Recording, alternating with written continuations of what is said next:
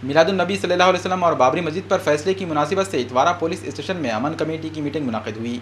बाबरी मस्जिद पर supreme court का फैसला आइंदा 10 दिनों में आने के इम्कानात है। वहीं मिलादुन्नबी सल्लल्लाहु अलैहि वसल्लम का जुलूस भी इसी हफ्ते निकाला जा रहा है। ऐसे में शहर की फिजा को पुरअमन रखने के लिए इतवारा पुलिस स्टेशन हुदूद में अमन कमेटी की मीटिंग मुनक़िद हुई। इतवारा पुलिस स्टेशन के हुदूद में वाक़ समाजी और मजहबी लीडरों, मनादिर और मसाजिद के जिम्मेदारान, मरकजी मिलाद कमेटी के अहदेदारान, इलाके के कारपोरेटर्स व ज़ी असर शख्सियात भी इस मीटिंग में मौजूद थे। मीटिंग में मिलाद जुलूस को अमन व अमान से मनाने की अपील की गई। साथ ही बाबरी मस्जिद पर सुप्रीम कोर्ट के फैसले को कबूल करते हुए शहर में अमन व अमान की सूरत हाल बरकरार रखने की appeal police inspector Pradeep Kakade ने की।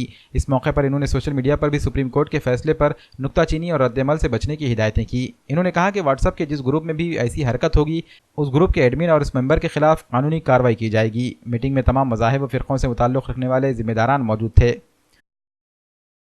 आज 10 तारीख को ईद मिलाप है। मुस्लिम भाइयों का बहुत बड़ा जुलूस त्यौहार है और 4 तारीख से लेकर 18 तारीख तक बाबरी मस्जिद और अयोध्या में जो राम मंदिर है उसके बारे में रिज़ल्ट लगने वाला है। उसके बारे में आज अमन की मीटिंग बुलाई थी।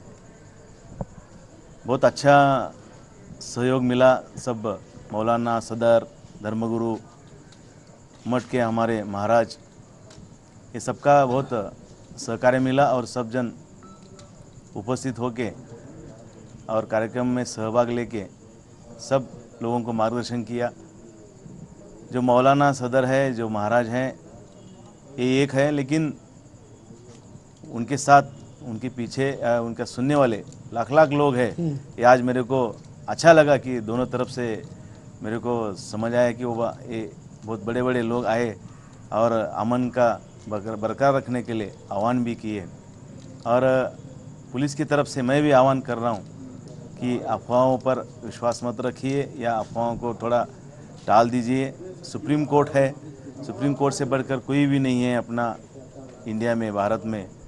तो उसका जो फैसला आता है वो अपन सब जन जैसा भी आता है वैसा ही स्वीकारना है और अपना भारत का और अपना इतवारे का शांति बरकरार रखना और अमन रखना है। आने वाले चंद दिनों में बाबरी मस्जिद के ताल्लुक़ से सुप्रीम कोर्ट का अहम फ़ैसला आने वाला है।